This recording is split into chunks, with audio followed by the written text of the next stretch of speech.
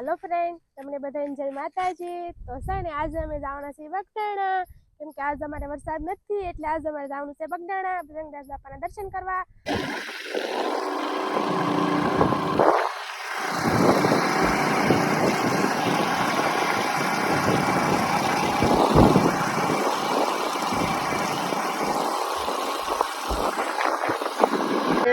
તો આપણે આવી ગયા છીએ બગદાણા, ફાઇનલ બગદાણા પહોંચી ગયા અને આરતીનો સમય છે તો તમને આરતીનો બતાવી સમય અત્યારે આરતીનો થઈ ગયો છે અને આરતી ચાલુ થઈ ગઈ છે। આમ તો વાગી ગયા છે 12 વાગે આરતી થાય તો આપણે આરતીનો સમય પહોંચી ગયા।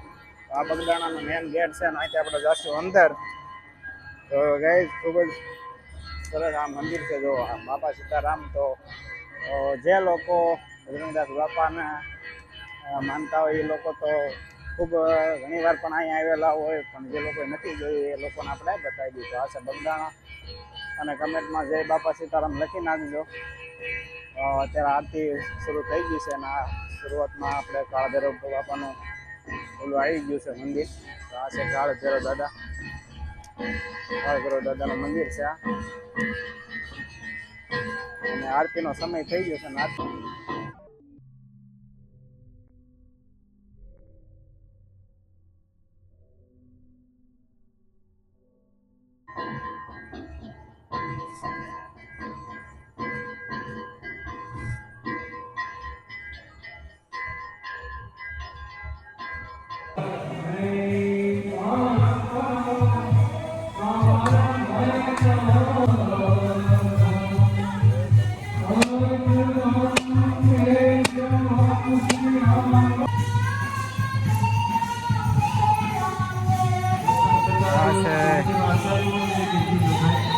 ધ્યાન મંદિર જય બાપા સીતારામ બજરંગદાસ બાપા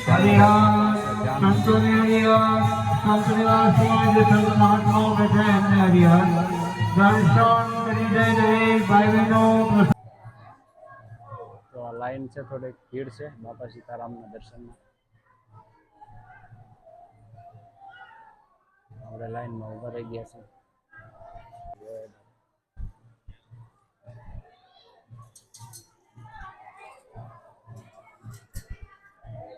ગાઈસ આ તો ગાદી મંદિર બાપા સીતારામનું મંદિર છે અને હવે આપણે જવાનું છે મેન મંદિર ઉપર। ગાઈસ આ છે મેન મંદિર બાપા સીતારામનું મંદિર અને ચેતના સડવા મળી છે દાદરા। તો આ છે મેન મંદિર અને હવે જવાનું છે આપણે દર્શન કરવા। આ છે મેન મંદિર અને હવે આપણે જવાનું છે દર્શન કરવા। વરસાદનો ટાઈમ થઈ ગયો છે કેમ, ચાલો તમને કરાવી બાપા સીતારામની મૂર્તિના દર્શન। જે બાપા સીતારામ અહીંયા સાક્ષાત બિરાજમાન છે, મનાય છે।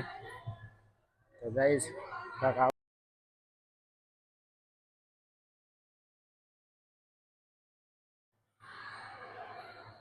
તો ચેતના મારવી આવી ગયા છે મેન મંદિરે।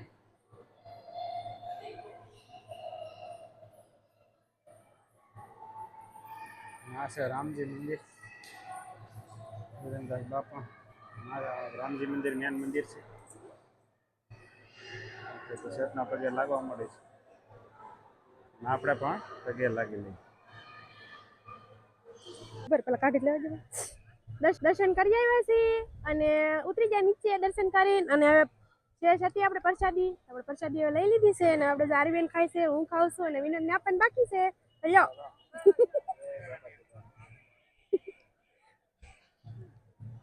ખાવી છે નહીં થોડો હવે ગાઈસ આ છે બગદાણા ધામ, જ્યાં 24 કલાક પ્રસાદી ચાલુ હોય કે રાતે પણ કરે આવે ને તો પણ ચાલુ હોય, કારણ કે જમવાનું અહીંયા મળી જાય છે લોકોને।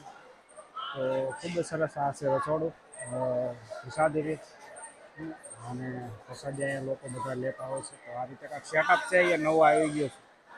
તો આ ભાઈઓ સેવાભાવિક માણસો છે સેવા કરતા હોય છે અને દર દિવસે અલગ અલગ ગામના સેવા આપતા હોય છે આ લોકો। તો બહુ બધા ગામના લોકોનો જે મંડળ હોય છે જે દર મહિને એકનો વારો હોય એટલે બહુ બધા ગામ આજુબાજુના ગામવાળા બધા સેવા આપવા માટે આવતા હોય છે. તો આજે આ ભાઈઓનો વારો છે, તો આ ભાઈઓના આજે સેવા માટે આવેલા છે. કયું ગામ તમારું? બરોબર. ને આ તમારું? મિત્યાળા એક જ. તો આ મિત્યાળા સાવરકુંડલાનું મિત્યાળા ગામના મંડળ આજે આવેલું છે. તો ખૂબ જ સરસ છે. અને આ રીતે કાંઈક જમવાનું ચાલતું હોય છે. તો ખૂબ જ સરસ છે જે આ રીતનું.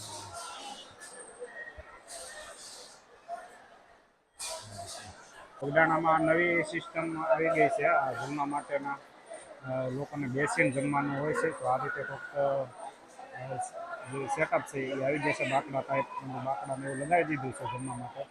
તો લોકોને બેસીને જમવું છે તેની માટે એક નીચે રેલ લગાવેલી છે. તો બેસીને માણસો જમી શકે.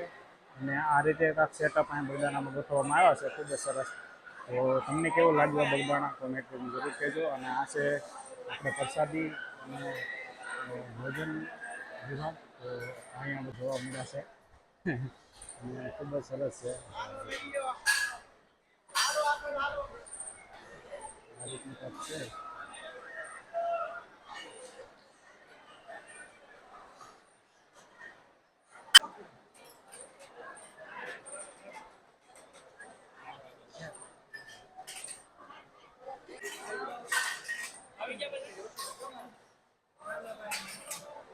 તો અહીંયા આવી ગયા છે આપણે પ્રસાદી લેવાનું. પ્રસાદીનું તો નવું કહેવાય ને કે અંદર બાકડા જેવું સિસ્ટમ છે, જે બેસીને જમવા માટે નવી સિસ્ટમ આવેલી છે. તો સિસ્ટમ પણ જે બેસી લોકો જમવું છે તો બેસીને પણ જમી શકે. અને અહીંયા ખૂબ ભાવથી લોકો સેવા માટે આવતા હોય. તો આ બધા લોકો સેવાભાવી માણસો છે અને પોતપોતાના મંડળનું 24 કલાકનો વારો હોય તો મંડળ આવેલું છે.